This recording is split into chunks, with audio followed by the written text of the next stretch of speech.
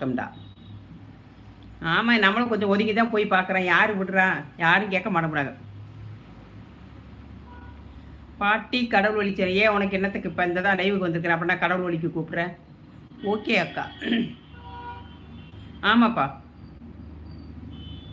மக்கள் தேடும் கடவுள் ஏன் கமெண்ட் பண்ணுறீங்க?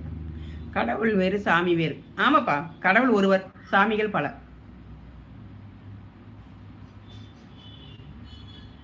நித்திரை உலகத்தில் நாம் என்ன வேலை செய்வோம்? அங்கு குடும்பம் எப்படி இருக்கும்? அங்கு உணவு முறை எப்படி இருக்கும்?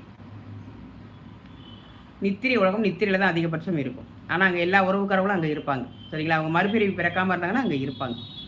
ஒரு குறிப்பிட்ட காலம் வரையும் நித்திரை உலகத்திலே தான் இருப்பாங்க. அவங்களுக்கு எப்பயாவது ஒரு நேரம் விழிப்பு வரும். அப்புறம் திரும்ப நித்திரை உலகத்தில் தான் இருப்பாங்க. மறுபடியும் அவங்க பிறக்கும் போது தான் அவங்கள எடுத்துகிட்டு வந்து அவங்கள விதியெல்லாம் அவங்க முன்னாடி என்னென்ன செஞ்சாங்கன்றதெல்லாம் பார்த்துட்டு தலையெழுத்தை எழுதி திரும்ப வந்து பூமியில் பிறக்க வைப்பாங்க. நித்திரை உலகம் என்பது பெருசெல்லாம் இல்லை. அது ஒரு பெரிய தேன்கூடு போல் இருக்கும். அதில் போய் நம்ம ஆன்மாவை ஒட்ட வச்சுருவாங்க. பெரிய தேன்கூடு மாதிரி இருக்கும். அதில் போய் ஆன்மாவை ஒட்ட வச்சுருவாங்க. அது ஆன்மா தானே, சரீரமில்லை இல்லை, ஆன்மா. அப்போ கடவுள் என்பது யார்? கடவுள் என்பவர் என்ன பூமிக்கு வரல, நம்ம என்ன அறியலப்பா, உண்மையான கடவுள் அறியலை. அவர் நம்மளை படைச்சதோடு சரி. அதுக்கப்புறம் அவரோட பவரை வாங்கிட்டு நம்மளை மாற்று உலகத்துக்கு கொண்டு வந்து வச்சுருக்குறாங்க. மாற்றான் கையில் நம்ம வாழ்ந்துட்டுருக்குறோம். அவர் பவர் உண்மை. ஆனால் மாற்றான் எடுத்து வச்சு நம்மளை ஆட்சி செஞ்சிட்ருக்குறாங்க. அது திரும்ப கடவுள் வந்து சரியாக வரும்போது அவரோட பவர் அவரவே எதிர்க்கவே அவர் திரும்ப அவரோட உலகத்துக்கு போயிட்டார். இப்போ மாற்றான் கையில் தான் நம்ம வாழ்ந்துட்டுருக்குறோம். அதனால தான் நம்மளுக்கு மரணம், நோய் எல்லாமே நடந்துகிட்ருக்குது. இப்போ கடவுளோட பார்வைக்கு போயிட்டோம்னா அந்த மாதிரி எதுவுமே நடக்காது. கடவுள் என்பவர் வந்து நம்மளுக்கு கடைசி காலம் வரை மரணம் இல்லாத வாழ்க்கையும் சந்தோஷமான வாழ்க்கையை தான் கடவுள் நம்மளுக்கு கொடுப்பார். ஆனால் இது மாறி போயிடுச்சு ஒரு சில. அதுக்கு நிறைய நான் ஒரு விஷயம்லாம் வச்சுருக்கிறேன். அது ஒரு பெரிய ப்ராசஸ். அதனால நம்ம மாறி இப்போ மாறுபட்ட கையில் நம்ம வாழ்ந்துட்டுருக்கோம். அதனால தான் நம்ம உடம்பு மக்கி போகுது. மக்கி மரணத்துக்குள்ளே போயிடுறோம். அப்புறம் திரும்ப நம்ம பிறக்கிறோம். இது மாறுபட்ட உலகம். இனிமேல் கடவுள் வந்து வரும்போது பூமி வேறு மாதிரி மாறிடும். அது வரைக்கும் நம்மளாம் சரியான முறையில் இருக்கணும்.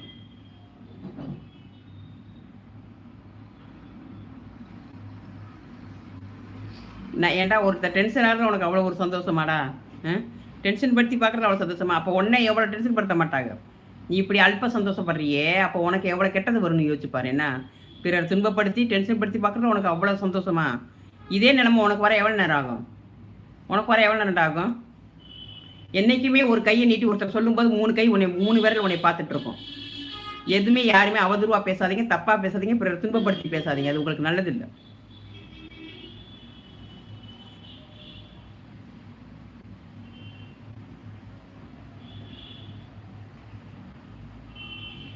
நித்திரை உலகத்தில் அது இறந்து போய் வேறு ஒரு உலகம், அதாவது உயிரெல்லாம் கொண்டு போகிற, ஆன்மாவை கொண்டு போகிற ஒரு உலகம் இருக்கும். அதுதான் கொஞ்சம் இது என்னது, நரக உலகம் மாதிரி இருக்கும். அங்கே கொண்டு போய் வச்சுருப்பாங்க. வச்சுருந்து நிறைய ப்ராசஸ் நடக்கும். அதுக்கப்புறம் தான் கொண்டு போய் 1 வருஷம் கழித்து தான் 6 மாதம் வரையும் அந்த ஆன்மா வந்து பூமிக்குள்ளேயே தான் சுற்றும் ஓரளவுக்கு. அதுக்கப்புறம் தான் அது நித்திரை அந்த உலகத்துக்குள்ளே போகும். அந்த உலகத்தில் போய் பூமியில் இருக்கிறவங்க வீட்டாளர்கள்லாம் சரியான முறையில் எல்லாம் செஞ்சு முடிச்சதுக்கப்புறம் தான் அது அங்கே அந்த உலகத்துக்கு கூப்பிட்டு போவாங்க. அங்கே கூட்டிகிட்டு போய் கொஞ்ச நாள் வச்சுருந்துட்டு அங்கே இருக்கிற ஒரு சில விஷயங்கள் இருக்கும். அதெல்லாம் பண்ணிவிட்டு அதுக்கப்புறம் தான் 1 வருஷம் கழித்து நித்திரை உலகத்துக்கு கொண்டு போடுவாங்க.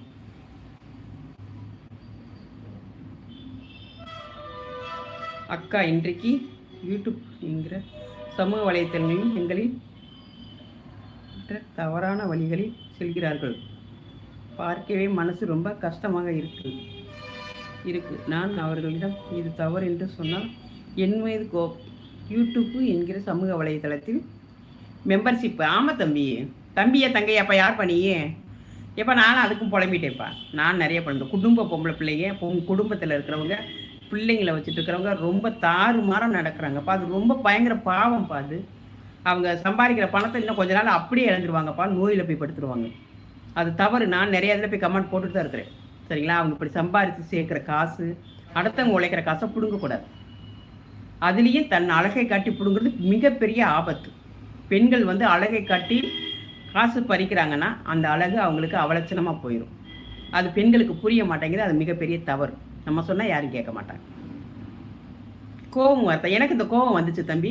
நானும் நிறைய இந்த மாதிரிலாம் போய் பார்த்துட்டு பயங்கர டென்ஷன் வந்துச்சு. நிறைய பேர்த்து கமெண்ட்டும் போட்டேன். யார் அதெல்லாம் மதிக்கிறதுல ஃபோன் தள்ளி விட்டு போயிட்டே இருக்காளுங்க. அவளுக்கு என்ன வேணுமோ செஞ்சுட்டு போயிட்டே இருக்கிறாங்க.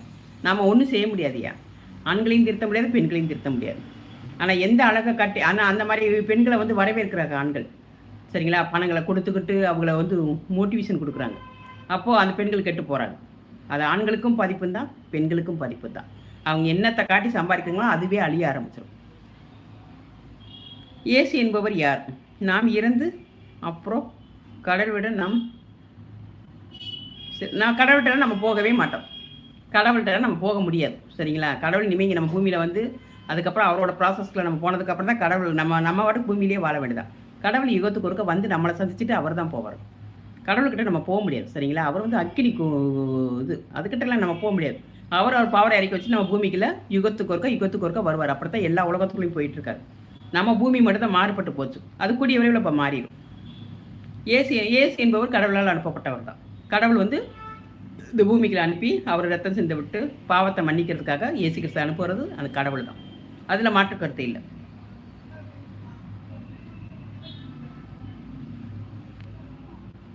எனக்கு எப்போதே தெரியும்ன்றவங்க மரியாதை வெளியில் போயிருங்க. சும்மா வந்து லைவில் வந்து டென்ஷன் படுத்தக்கூடாது. ஓகேங்களா? இப்போ யார் என்ன இடம் கொடுத்துட்ருக்குறா? யார் என்ன இடம் கொடுத்துட்ருக்கா? நீங்களாம் திருந்துவீங்களா, திருந்த மாட்டீங்களா? உங்களுக்கு அறிவே வராதா? பேசுகிற நல்ல விஷயம்லாம் உங்களுக்கு புரியாதா? நீங்கள் 3 கமெண்ட் போட்டீங்க, 3 கமெண்ட் தேவையில்லாமல் என்னை தாக்குற மாதிரி கமெண்ட் போடுறீங்க. யார் இடம் கொடுத்துட்ருக்கா? வாங்க பேசுங்க நான் சொல்லிட்டு இருக்கிறாங்க. என்ன பேசணும்னு உங்களுக்கு புரியாதா? நல்ல விஷயம் சொல்கிறேன், அது உங்களுக்கு காதில் ஏறாதா? அப்போ நீங்கள் ரொம்ப பேடானவங்க. சரிங்களா? நீங்கள் ரொம்ப கெட்டவங்க. அதனால தான் உங்களுக்கு கெட்ட விஷயம் மட்டும் நோண்டி பார்க்க சொல்லுது. நல்லவங்களா இருந்தால் நல்ல விஷயங்களை பார்ப்பீங்க. நீங்கள் போட்ட 3 கமெண்ட்லேயுமே என்ன தாக்குற மாதிரியே போடுறீங்க. முதல்ல லைவ் விட்டு நீங்கள் வெளியில் போய் உங்கள் வேலையை போய் பாருங்கள். எவ்வளோ விஷயம் நல்ல விஷயம் பேசியிருக்கா, அதெல்லாம் உங்கள் காதில் ஏறாதா? மரணம்